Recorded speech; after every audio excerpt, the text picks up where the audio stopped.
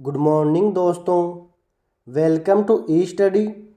आज है 12 फरवरी और आज हम देखेंगे 12 फरवरी का करंट अफेयर।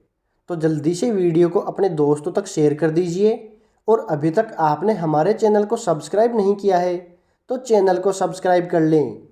तो चलिए शुरू करते हैं आज का मॉर्निंग शो।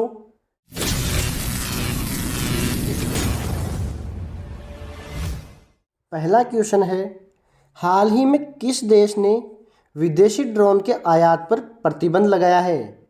भारत ने, चीन ने, जापान ने या पाकिस्तान ने? तो विदेशी ड्रोनों के आयात पर प्रतिबंध किसने लगाया है? यह प्रतिबंध लगाया है भारत सरकार ने। और भारत सरकार ने यह प्रतिबंध 9 फरवरी 2022 से लागू कर दिया है। इसका मतलब यह है कि अब विदेशों से कोई भी ड्रोन आयात नहीं किया जाएगा।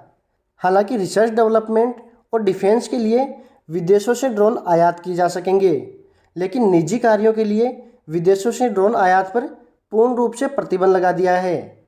और इसके लिए भारत सरकार का यह कहना है कि इससे देश में ड्रोन मैन्युफैक्चरिंग को बढ़ावा मिलेगा। और इस प्रतिबंध का नोटिफिकेशन जारी किया था director general of foreign trade यानी DGFT ने यह नोटिफिकेशन जारी किया था। और पिछले साल ही सरकार ने ड्रोन को लेकर अपनी पॉलिसी में बड़े बदलाव किए थे। साथ ही नए दिशा निर्देशों के अनुसार भारत को आत्मनिर्भर ड्रोन हब बनाने के लिए नई ड्रोन मैन्युफैक्चरिंग यूनिट को बढ़ावा दिया जा रहा था और नई नीति में सर्विस इंडस्ट्री को भी ध्यान में रखा गया था। तो इस क्वेश्चन का आंसर हो जाएगा हमारा ऑप्शन नंबर ए। भारत ने विदेशों से ड्रोन आयात पर पूर्ण रूप से प्रतिबंध लगा दिया है, लेकिन रिसर्च और डिफेंस के लिए ड्रोन पर आयात किया जा सकता है। तो ऑप्शन नंबर ए। चलिए नेक्स्ट क्वेश्चन नंबर 2 देखते हैं। RBI ने 2022 में रेपो रेट कितने प्रतिशत पर बरकरार रखा है? 3.5% पर, 4% पर, 5% पर या 5.5% पर? तो अब यहाँ हम ये जान लेते हैं कि ये रेपो रेट होता क्या है। तो रेपो रेट वह रेट होती है जिस पर RBI बैंकों को लोन देती है और बैंक इसी लोन को ग्राहकों को कर्ज के रूप में देते हैं। यानी रेपो रेट जितनी कम होगी ग्राहकों को कर्ज उतनी ही कम रेट पे मिलेगा, और रेपो रेट अगर ज़्यादा होगी तो ग्राहकों को भी इंटरेस्ट ज़्यादा देना पड़ेगा। ये तो होती है रेपो रेट। और एक होती है रिवर्स रेपो रेट। तो रिवर्स रेपो रेट वह रेट होती है जिस पर RBI खुद लोन लेता है निजी बैंकों से। तो रिवर्स रेपो रेट हमेशा रेपो रेट से कम होगी, क्योंकि RBI जो लोन लेता है वो कम रेट पे लेता है और RBI जो लोन देता है वो हाई रेट पे देता है। तो रेपो रेट तो रखी गई है 4% पर बरकरार। तो RBI ने इसी के साथ रिवर्स रेपो रेट की भी घोषणा की है, जिसको बरकरार रखा है 3.5% पर। और RBI ने लगातार 10वीं बार रेपो रेट को बरकरार रखा है। और RBI के वर्तमान गवर्नर हैं शक्तिकांत दास RBI के वर्तमान गवर्नर हैं। अब इसके बारे में कुछ इम्पोर्टेंट बातें जान लेते हैं। RBI ने लगातार 10वीं बार इन दरों को यथावत रखा है और RBI ने इसके साथ ही रिवर्स रेपो रेट को भी 3.35% पर बरकरार रखा है। और केंद्रीय बजट के बाद यह पहली और वित्त वर्ष की अंतिम द्वैमासिक मौद्रिक नीति है। और RBI के गवर्नर शक्तिकांत दास ने 3 दिवसीय बैठक में किए गए फैसलों के बारे में जानकारी देते हुए बताया है कि रेपो रेट में बिना किसी बदलाव के 4% यथावत स्थिति पर रखा गया है। तो इस क्वेश्चन का आंसर हो जाएगा हमारा ऑप्शन नंबर बी। 4% पर RBI ने अपने रेपो रेट को बरकरार रखा है और रिवर्स रेपो रेट को रखा है 3.35% पर। Option number B. चलिए क्वेश्चन नंबर 3 पर बढ़ते हैं। हाल ही में किस राज्य ने धर्मांतरण के खिलाफ बिल को मंजूरी दी है? पंजाब ने, हरियाणा ने, उत्तर प्रदेश ने या पश्चिम बंगाल ने? तो यहाँ सबसे पहले ये जान लेते हैं कि धर्मांतरण क्या है। धर्मांतरण का अर्थ है धर्म परिवर्तन और धर्म परिवर्तन का अर्थ है ज़बरदस्ती कराए गए धर्म परिवर्तन या गैरकानूनी तरीके से कराए गए धर्म परिवर्तन, और इसके खिलाफ हरियाणा सरकार ने बिल को मंजूरी दे दी है। यानी हरियाणा सरकार ने गैरकानूनी रूप से धर्म परिवर्तन के बिल को मंजूरी दी है। इसका मतलब कतई ये नहीं होगा कि लोग धर्म परिवर्तन नहीं कर सकते। धर्म परिवर्तन कर सकते हैं, लेकिन अपनी मर्जी से धर्म परिवर्तन कर सकते हैं, और इसके लिए भी पहले जिला प्रशासन को सूचना देनी होगी, और जिला प्रशासन यह जांच करेगा कि धर्म परिवर्तन करने वाला व्यक्ति किसी लालच या किसी दबाव में तो नहीं है। उसके बाद ही जिला प्रशासन धर्म परिवर्तन की अनुमति देगा। तो गैरकानूनी रूप से धर्म परिवर्तन के खिलाफ बिल को मंजूरी किसने दी है? हरियाणा सरकार ने। तो बात कर लेते हैं हरियाणा के मुख्यमंत्री की। तो हरियाणा के मुख्यमंत्री है मनोहर लाल खट्टर। मनोहर लाल खट्टर हरियाणा के मुख्यमंत्री हैं, और हरियाणा के मुख्यमंत्री मनोहर लाल खट्टर ने 8 फरवरी को ही मंत्रिमंडल की बैठक में इस बिल को मंजूरी दे दी है। चलिए धर्मांतरण के खिलाफ बिल पर कुछ महत्वपूर्ण बातें देख लेते हैं।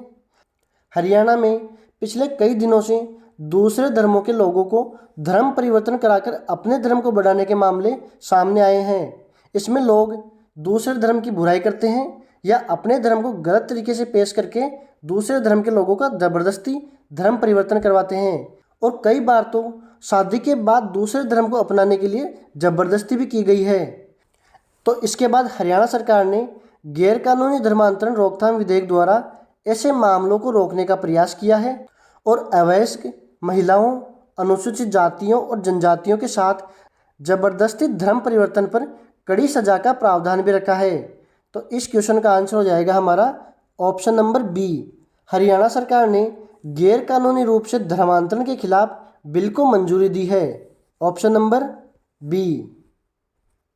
चलिए क्वेश्चन नंबर 4 देखते हैं।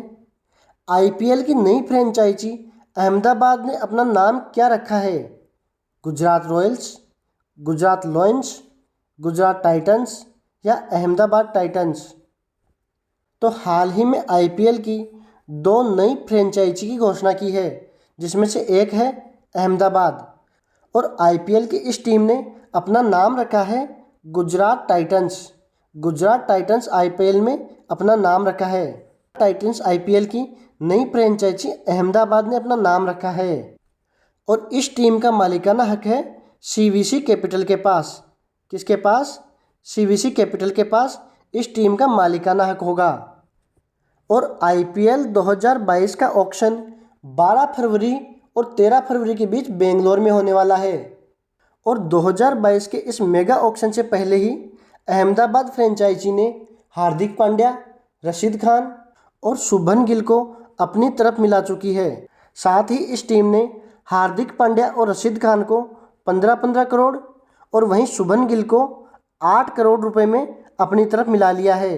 इस टीम के कोच के रूप में भारतीय टीम के पूर्व तेज गेंदबाज आशीष नेहरा को नियुक्त किया गया है, और गुजरात से एक टीम आईपीएल का पहले भी हिस्सा रह चुकी है, जो आईपीएल 2016 और 2017 में पुणे और राजकोट की फ्रेंचाइजी आईपीएल में शामिल हुई थी, और राजकोट की फ्रेंचाइजी ने अपना नाम गुजरात लायंस रखा था।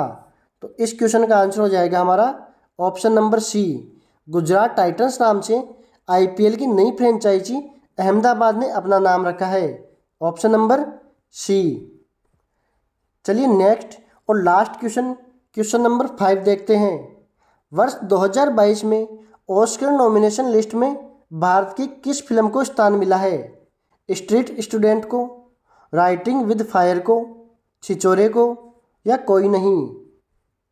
तो वर्ष 2022 के ऑस्कर नॉमिनेशन की लिस्ट जारी हो चुकी है, और इसमें भारत की एक documentary film writing with fire इसको स्थान मिला है, और इस फिल्म को डॉक्यूमेंट्री फिल्म की कैटेगरी में नॉमिनेट किया गया है। ऑस्कर अवार्ड के नॉमिनेशन की घोषणा 8 फरवरी को की गई थी, यानी 8 फरवरी 2022 को 8 फरवरी 2022 को इसके नॉमिनेशन की घोषणा की गई थी, और इस अवार्ड का आयोजन 27 मार्च 2022 को लॉस एंजलिस में किया जाएगा। कहाँ पे किया जाएगा? 27 मार्च 2022 को लॉस एंजल्स में। और ऑस्कर की इस रेस में best actor, best director, actress, supporting actor, supporting actress जैसी कैटेगरी को शामिल किया गया है। अब इसके बारे में कुछ और बातें जान लेते हैं। तो इसकी घोषणा हुई थी 8 फरवरी 2022 को और इसका आयोजन किया जाएगा 27 मार्च 2022 को लॉस एंजलिस में। और भारत की फिल्म राइटिंग विद फायर यह एक बेबाक पत्रकारिता पर आधारित है और इससे पहले इस फिल्म को संडास फिल्म फेस्टिवल में स्पेशल जूरी अवार्ड मिल चुका है और इस फिल्म को अब तक कुल 20 से भी ज़्यादा अंतर्राष्ट्रीय अवार्ड मिल चुके हैं।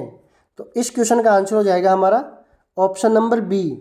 राइटिंग विद फायर को डॉक्यूमेंट्री फिल्म कैटेगरी में ऑस्कर अवार्ड की लिस्ट में शामिल किया गया है। Option number B.